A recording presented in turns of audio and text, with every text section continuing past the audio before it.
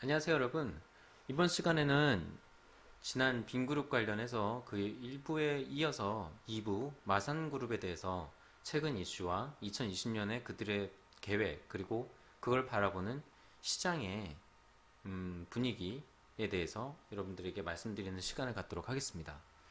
일단 마산그룹은 여러 가지 이슈가 많았죠. 마산그룹은 사실은 지난번에 제가 말씀드렸던 대지 열병 관련해서 대지 폐사율이 높았던 점, 그리고 그에 따른 사료 사업도 부진했던 점, 식품 사업도 마찬가지로 특출난 도드라진 마산 컨슈머에서 어떤 도드라진 실적이 없었다는 점, 그리고 마산 리소스에서 텅스텐 가격이 작년만큼 올라주지 않았다라는 것이 종합적인 악재로 작용을 해서 더군다나 작년 연말에 있었던 그 빈그룹과 마산그룹 간의 빅딜 관련해서도 적자를 안고 있는 기업을 인수함에 따라서 그 많은 난관에 봉착을 했어요. 가뜩이나 투자자들이 마산그룹을 신뢰하지 않는 분위기가 팽배했는데 이번으로 하여금 앞으로도 마산이 이 유통 부분을 인수한 것이 자의가 아니고 타이고, 그게 혹은 자의든 타이든 그것과는 상관없이 마산그룹이 이 유통 부분을 잘 끌어갈 수 없을 거라는 투자자들의 의견이 많았던 것 같아요. 그래서 이게 바로 주가에도 선반영이 되었고, 지금까지 계속 마산그룹은 아래로 곤두박질을 치고 있었던 겁니다. 그래서 지금 그들의 생각에 대해서 한번 논하는 시간을 가질게요. 그들은 지금 이 마산그룹 회장도 이번에 실적이 2019년 사업 실적에 대한 보고가 있었는데 여기에 연결 순수익이 감소했대요. 2.2% 정도 감소했다고 합니다. 그래서 뭐 여러 가지로 사업 실적도 부진했고, 그리고 마산이 숙제가 많이 떠하는 과제만 지금 많은 상황이잖아요.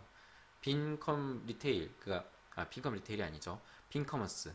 빈마트와 빈마트 플러스를 어떻게 효율적인 점포를 가리고 골라내고 솎아내고 그들 말처럼 효율적인 것만 딱 남겨서 그 효율적인 것으로 그걸 그냥 플러스 시키면 바로 순수익이 될 것이다 라고 단순하게 생각하는 이 부분에 대해서 의구심을 갖는 많은 투자자들에게 그다지 설득력이 없었던 거예요. 이 사람의 그 회장의 어떤 청사진들은. 그래서 지금 주가에 선반영이 돼 있지 않습니까? 일단은 뭐 여러 가지 육류가 지난 분기 대비해서 좋지 않았다. 그리고 그 텅스텐 가격이 바닥에 뒀다는 후에 회복됐지만 180달러에서 235, 245달러다. 그래서 별로 이 부분이 기존 실적에 저조함에 기여했던 주요 원인이다라고 지금 얘기합니다. 그래서 뭐 여러 가지 얘기하지만 뭐 이슈는 뭐 앞으로, 그러니까 이런 거죠. 대부분 빈그룹과 마찬가지로 실적이 좋지 않고 우리가 좀 방황을 했지만 이번에 뭐 빈커머스 빅딜을 해서 이걸로 활로를 찾을 것이다라고 얘기하는 거예요. 근데 과연 그게 잘 될까, 이게 의문인 거죠. 많은 투자자들에게는. 왜냐면은 자기 주력 사업, 이 식품 사업도 제대로 못하고 이렇게 흐지부지 하고 있는데 과연 자기들이 경험이 없었던 유통 부분을 맡아서 노하우도 없는 채로 어떻게 시작할 수 있을 것인가? 이제 그게 의심스러운 거죠. 뭐 단순하게 생각해도 여러분들이 한번 생각해 보십시다. 우리나라에 식품업을 하면서 유통업을 하는 대기업이 있나요? 물론 중간중간 뭐 작은 슈퍼마켓 개념으로 하는 데도 있지만 제가 얘기하는 거는 메이저 1, 2 중에서요. 유통 쪽에서는 아무래도 마트가 단연 앞설 거고, 마트 중에서는 이마트가 있을 거고, 뭐 홈플러스 뭐 이 정도 되겠죠. 근데 그들이 어떤 제조를 하는 제조업체인가요? 아니잖아요. 그쵸? 물론 그들은 PB 상품들이 있어요. 그 자체 브랜드 상품들. 물론 그거는 프라이빗 브랜드라고 해서 그 어떤 식이냐면은 일반 중소기업이라든지 이름이 없는 유명하지 않은 기업이지만 나름대로 어느 정도의 퀄리티를 내면서 브랜드를 브랜드 없다는 거 빼고는 가격적이나 뭐 퀄리티 면이나 발군의 능력을 보여주는 기업들에게 해당 메이저 브랜드들, 이마트라든지 홈플러스들이 브랜드를 빌려줌으로써 그것에 높은 마진 캐치업을 가지고 갈 수 있는 장점이 있는 것들이거든요. 하지만 그게 주력 산업이 아니라는 거죠. 그거는 부차적인 사업이지, 주력 사업은 그 존재 자체만으로 유통이에요. 유통, 마트, 소매, 소비재, 물류, 이거라고요.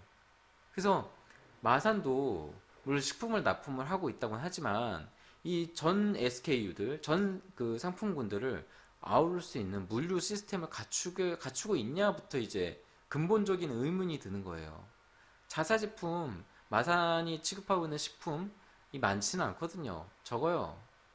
근데 그거를 갖다가 제외하고 그거에 몇백 배, 몇천 배가 되는 이 상품군을 다 취급을 해야 되는데 물류 시스템을 그 정도 갖추고 있나요, 마산이?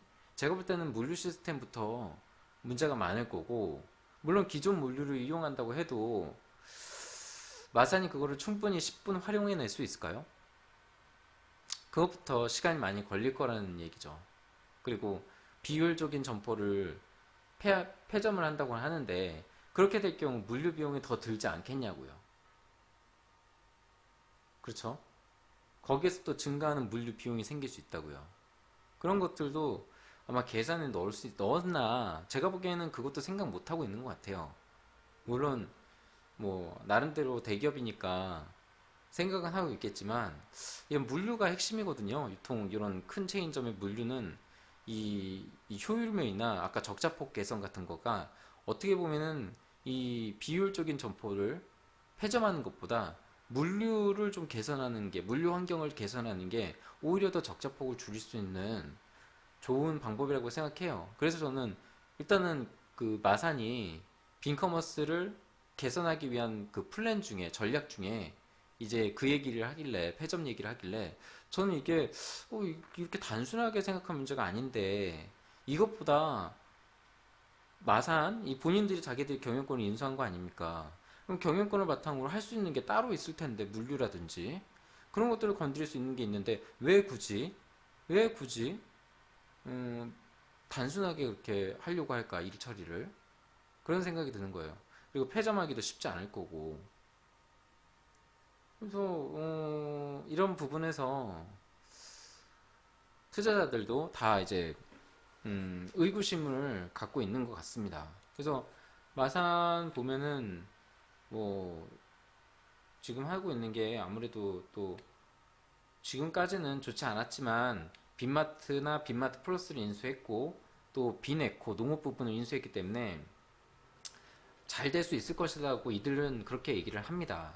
여기 보면은 2019년 12월 3일 뭐 마산그룹이 빈에코 농장 농업 생산 개발 투자 회사와 빈커머스 제너럴 커머셜 서비스 조인트 스타 컴퍼니를 빈그룹을 합병하여 소비재 그룹을 설립하기로 결정했다. 소매 판매 합병 후 마산그룹은 58개 주와 도시에 3,000개의 슈퍼마켓과 빈마트 플러스 매장 네트워크를 보유한 14개 첨단 빈에코 농장 운영을 통제할 것이다.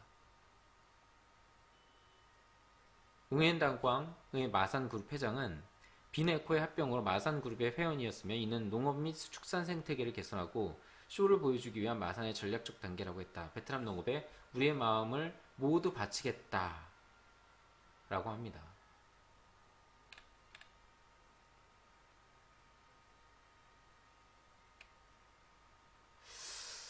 그래서 비네코 보면은 내용 관련 기사 보면은 그런 내용이 있어요. 이 비네코가 사실은 어떻게 보면 잘만 살리면은 정말 좋을 수가 있는데 물론 좀 장기로 봐야 돼요.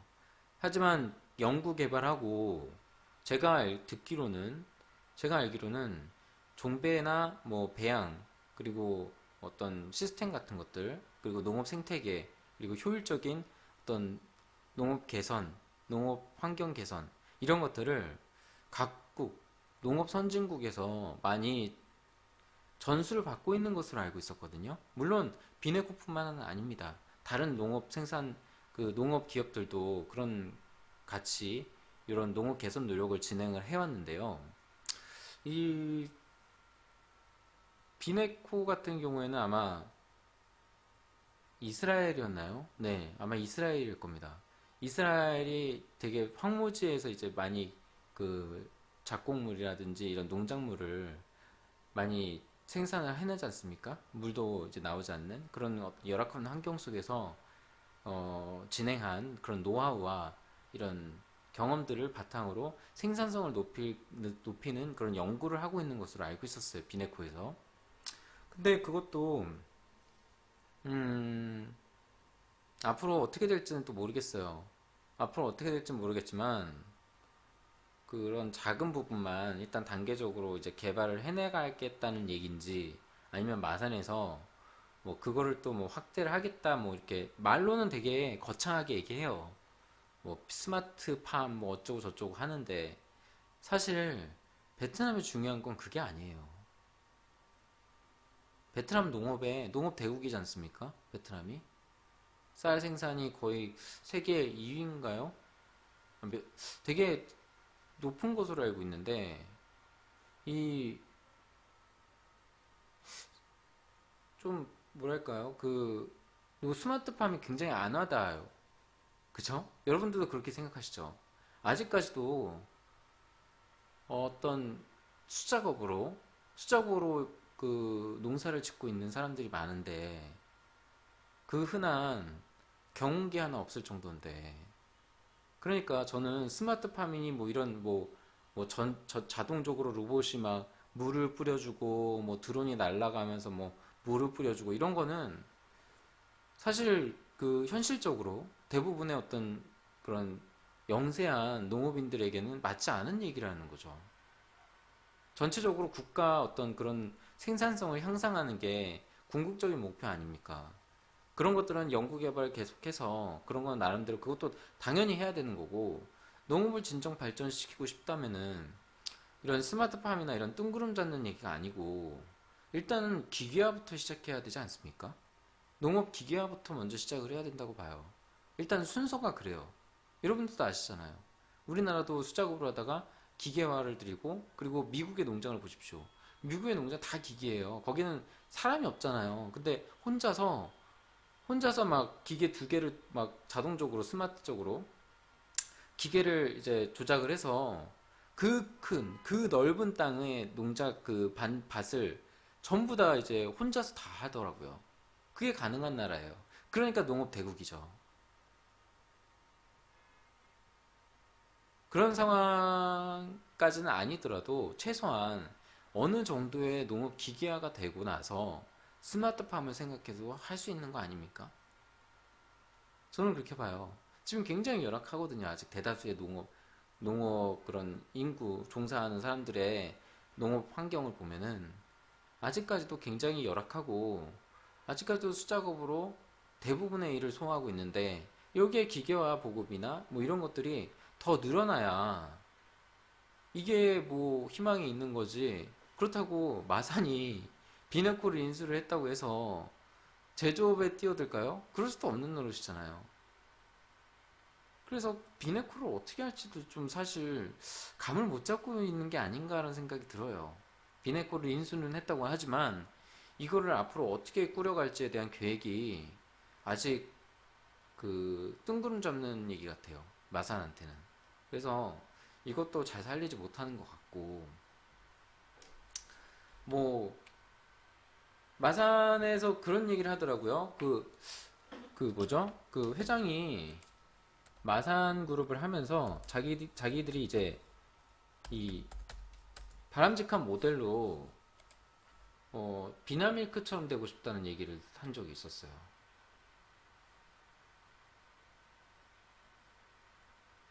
그래서 글쎄 그 여러분도 한번 검색해 보세요. 거기 나오거든요. 그러니까 빈그룹 회장, 마산그룹 회장도 이 비나밀크처럼 뭐 그러니까 돼지고기를 지금 하고 있지 않습니까? 그런 거에 대한 그 얘기를 청사진을 얘기를 할 때 목표가 비나밀크, 축산업계의 비나밀크가 되는 것이다라고 해요. 그러니까 축산업에서 가장 대중적이고 가장 많이 팔리면서 뭐 그런 축산 쪽에서 다양한 제품군을 늘리고 그리고 소비자 신뢰를 받는 그런 기업으로 성장하고 싶다라는 얘기겠지만 저는 제가 여러분들 지난 방송에 마산그룹에 관련돼서 언급했던 방송들을 한번 보신 분들은 아실 거예요. 제가 그때 얘기했죠. 그 비나밀크랑 뭐죠? 빈그룹 마산 얘기하고 뭐 은행주, 증권주 관련해서 이제 얘기했던 방송 중에서 그 얘기를 했을 거예요. 앞으로는 M&A가 좀 트렌드가 될 것 같다. 그리고 부실과 어떤 부실 기업과 그리고 벤치마킹을 하고 싶은 상대 기업이 있으면은 그 기업과 어떤 제휴, 협업을 통해서 어떤 새로운 알파를 창조하는 그런 트렌드가 좀 생길 것 같다라는 말씀을 드렸었잖아요. 혹시 그 못 보신 분들은 제 지난 방송에 그 내용이 있으니까 그걸 한번 보세요. 제가 그 방송에서 언급했던 부분 중에 요점이 그런 비나밀크를 좀 언급했었어요. 마산을 얘기할 때. 그래서 마산이 이제 축산 쪽 돼지나 뭐 이런 것들을 하고 있지만 비나밀크나 이런 것들과 업태는 비슷하지만 완전히 틀린 상품이에요. 하지만 같이 협업을 통해서 시너지를 낼 수 있고 비용을 줄일 수 있는 방법이 있을 거라는 생각을 얘기를 했거든요. 네. 거기에서 얘기한 것처럼 이 마산 회장도 그 최근 기사에서 또 언급을 하더라고요. 비나밀크가 되고 싶다. 축산업계. 그래서 제가 그때 얘기했던 거 제 방송을 봤는지 마산 회장이 제 방송을 본 건지 그 비나밀크 언급을 직접 하더라고요. 그래서 확실히 그런 트렌드가 그리고 제가 예상했던 부분이 좀 맞아 떨어지는 것 같고 그래서 뭐 기분은 좋더라고요. 그래서 앞으로 트렌드가 좀 그렇게 될 것 같고 어쨌든 마산도 축산에 진행하면서 앞으로 어떤 기업과 조인을 할 수도 있는 거고 그런 가능성은 열려 있는 것 같아요. 조인을 할 수도 있고 거기서 어떤 기존에 없었던 새로운 제품들 그리고 자기들이 취급하지 않던 제품을 거기서 또 만들어낼 수 있는 신제품을 그런 계기도 마산 컨슈머나 마산 뉴트리 사이언스에서 나올 수 있을 것 같습니다. 네. 거기에다가 뭐 아예 가능성이 없는 건 아니에요. 요것도 그렇고 뭐 텅스텐 분야도 그렇고 거기서 예를 들어 SK 메터리얼 제가 이 말씀드렸지만 메터리얼이라든지 세계 유수의 그런 제조업 텅스텐이 필요하고 분쟁 강물이 필요한 그런 제조업 관련해서 그런 제조업들이 계약을 마산그룹과 맺어서 뭐 수출 물량을 장기적으로 고정적으로 이렇게 할 수 있게 계약을 땄다 뭐 이런 것들은 충분히 마산그룹에 있어서는 호재가 될 수 있겠죠. 하지만 지금 당장은 마땅한 호재거리도 없고 그리고 마산에 대해서 회의가 그 부정적인 시각이 좀 많은 상황이에요. 그리고 그 전망이 언제까지 갈지 모르겠어요. 하지만 계속 좋지 않고 또 뭐 저가 매수의 기회라고 생각하시는 분들도 있겠지만 또 한편으로는 더 떨어질 거라고 생각하시는 분들도 있거든요. 그래서 어쨌든 시장 분위기는 좋지 않은 것 같아요. 시장 분위기는 좋지 않고 마산그룹의 경영자가 직접 언급한 뭐 그런 청사진들도 소비자에게는 와닿지 않을 정도로 마산그룹이 투자자들로부터 신뢰를 좀 잃은 상황 같습니다. 앞으로 신뢰를 얻기 위해서 어떤 노력을 기울일지 기추가 좀 주목되는 부분이 있고요. 그리고 뭐 그런 텅스텐 부분이라든지 이런 부분에서 분쟁 강물에 대해서 그리고 반도체 가격에 대해서 중국의 미중 전쟁에서 어떤 추이로 진행이 분위기가 흘러가고 있는지 그리고 중국의 그 환경 오염 정책으로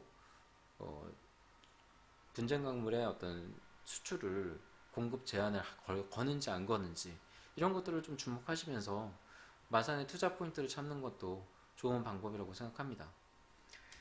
일단은 오늘은 마산그룹에 대해서 말씀을 드렸고요. 당분간은 좋지 않을 것 같아요. 뭐 저가 매수해서 뭐 매수를 해서 단기적으로는 반등을 할 수 있으나 장기적으로 봤을 때 뭐 조금 더 길게 봤을 때는 좀 특별한 제가 말씀드렸던 그런 투자 타이밍들이 있지 않는 한은 당분간은 계속 하락으로 접어들 것 같습니다. 어, 네, 어쨌든 최근 이슈 관련해서 뉴스 기사와 함께 마산그룹에 대해서도 마찬가지로 여러분들과 함께 공유하는 시간을 가졌습니다. 네, 또 계속 추가적으로 또 연휴가 아마 29일까지 연휴인 것으로 알고 있는데요, 베트남이. 그래서 29일 이후에 또 장이 열리고 또 새로운 그런 뉴스가 생기면은 또 여러분들 찾아뵙고 공유하는 시간 갖도록 하겠습니다. 네, 오늘 방송은 여기까지 하겠습니다. 시청해주셔서 감사드립니다.